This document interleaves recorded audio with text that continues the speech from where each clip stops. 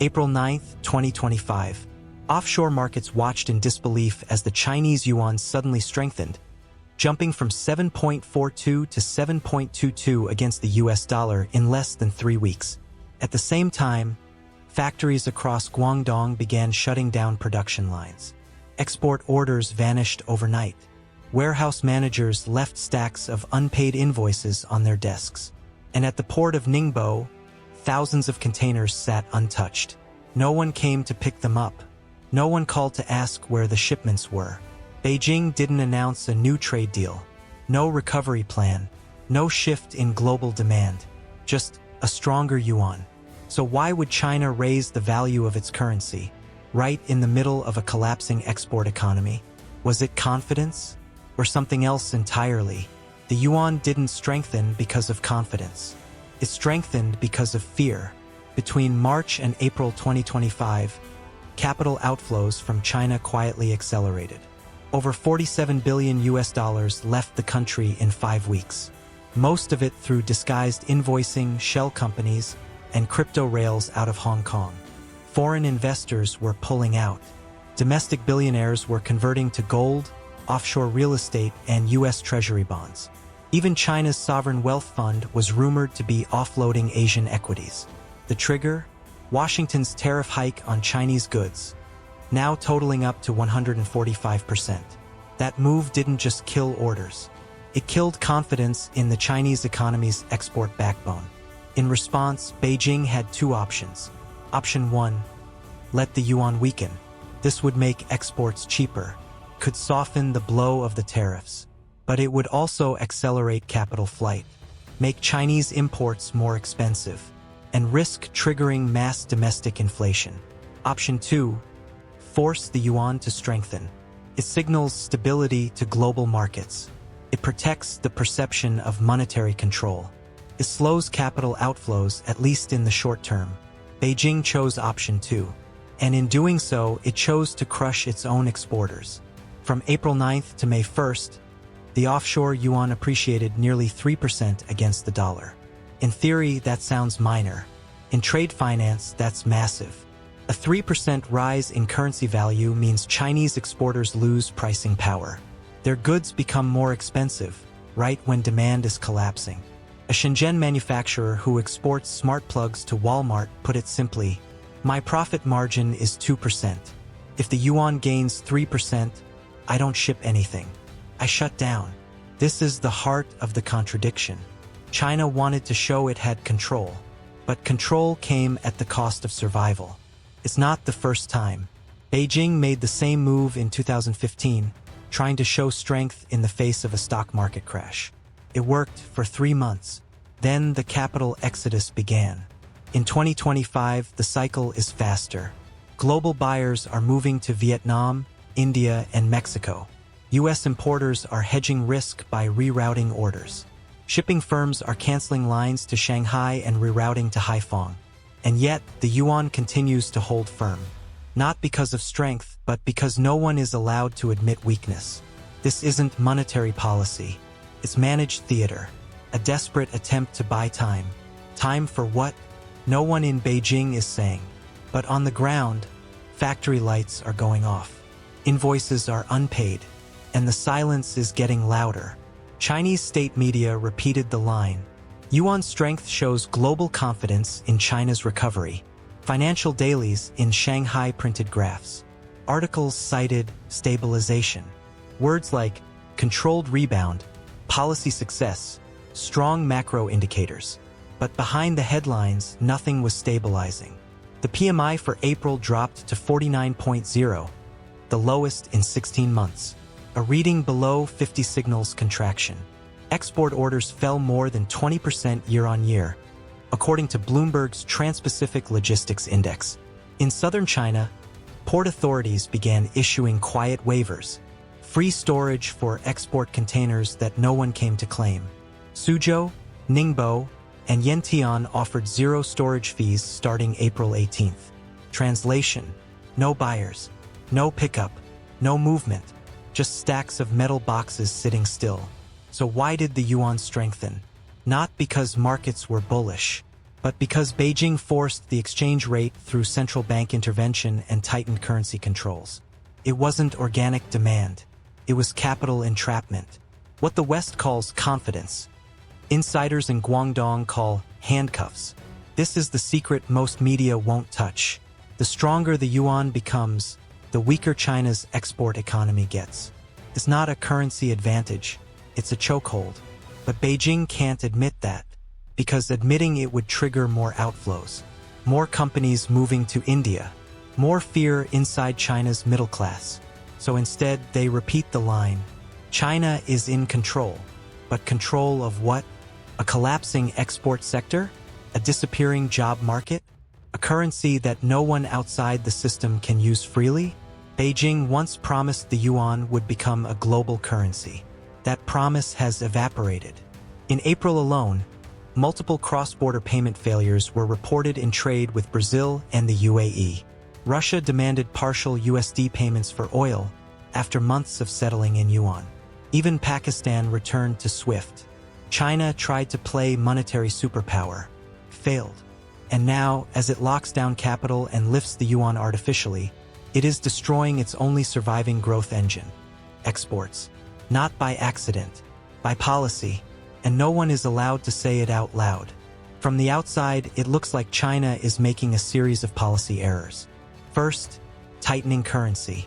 Then, offering tax exemptions to US goods. Then, denying anything is wrong. But these are not unconnected missteps. They are symptoms of a deeper trap. A trap set not with bombs or soldiers, but with supply chains and settlement systems. The trap began with tariffs. Under Trump's comeback policy, Chinese goods face 90% to 145% tariffs across electronics, chemicals, and apparel. At the same time, loopholes like the de minimis rule, used by companies like Shein and Temu, were closed. Now even low-value goods face full customs duties. This wiped out price advantage. It didn't just punish Chinese exporters. It rewarded anyone who wasn't Chinese. India, Vietnam, and Mexico are now preferred sources for American buyers. That was Phase 1, realign demand. Phase 2, force China into visible weakness. As exports dropped, Beijing had two choices: let the yuan fall and risk mass capital flight, or tighten the yuan and destroy price competitiveness. Either way, China loses. If it devalues, investors flee. If it strengthens, exports die. It's the perfect squeeze. But this trap goes even deeper, because China cannot now rely on international credit systems. The Asian Development Bank, once a soft bailout channel for Beijing's infrastructure loans, has stopped issuing new loans to China under US and Japanese pressure. Western investors have withdrawn billions from Chinese bonds, and US financial networks have increasingly flagged yuan transactions as high risk. Even traditional backup buyers like Russia, Iran, and Brazil have shown reluctance to transact in yuan without hard collateral. This isn't sanctions. This is isolation by design. Washington didn't need a trade deal. It needed time. Time to close doors around Beijing, until the only option left was self-destruction. And now that's happening. The stronger the yuan gets, the less useful it becomes. The fewer goods leave Chinese ports. The fewer dollars come in. It's not a fiscal strategy. It's a compression chamber, a kind of soft siege. Not loud, not televised, but just as lethal. Beijing may still chant slogans about resilience, but the battlefield has shifted. It's no longer about ships or tanks. It's about whether a nation can export, convert, and settle. And on all three fronts, China is losing. Silently, systematically, strategically. First to fall, the small factories. In Dongguan, a plastic mold workshop shut its doors in mid-April. 80 workers laid off. No notice, just a note taped to the gate.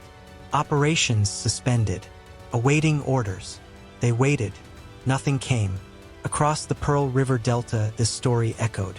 A toy supplier in Foshan closed 2 production lines. A cable manufacturer in Zhongshan reduced shifts from 3 to 1. A textile mill in Shantou laid off half its staff. Why? Because foreign buyers started asking a simple question. Why is your price higher than India's?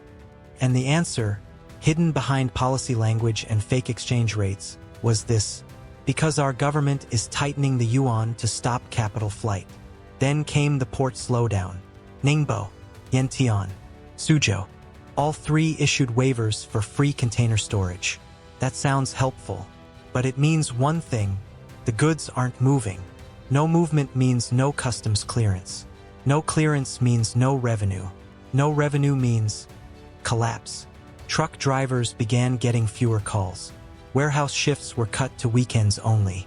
Port contractors started paying salaries late. One logistics coordinator put it this way: "We're not in a recession. We're in a freeze.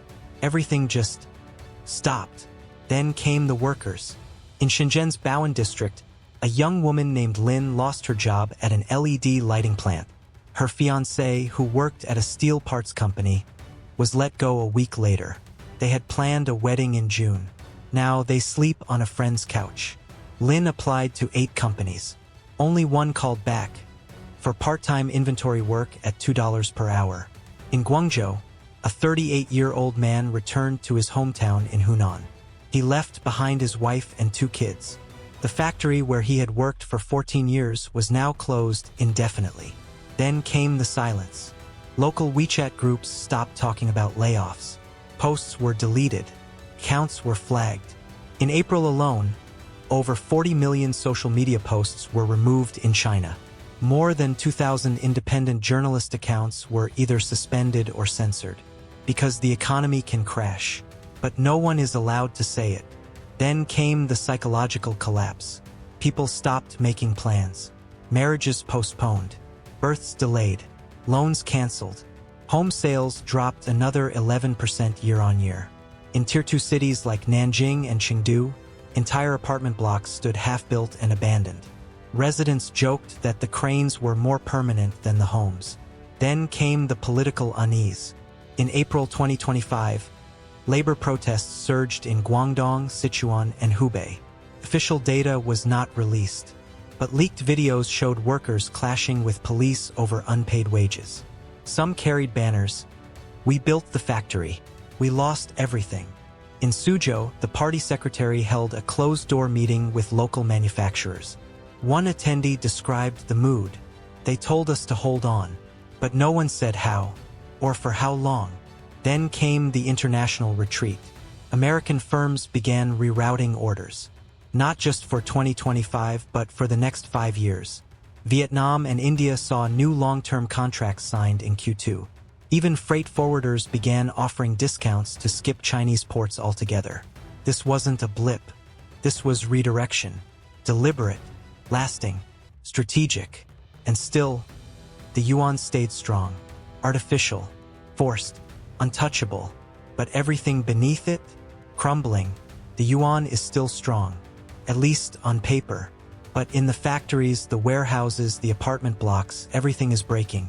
This is what happens when a government fears losing control more than losing output. When the appearance of order matters more than the cost of collapse. When holding the line means cutting your own throat. April 2025 didn't mark a recovery. It marked a quiet retreat. The lights went out. The ships stopped sailing. The workers stopped waiting. And the yuan stood tall, as if none of it mattered. So ask yourself, when a nation raises its currency while burying its factories, is that strength? Or is that the sound of something dying from the inside?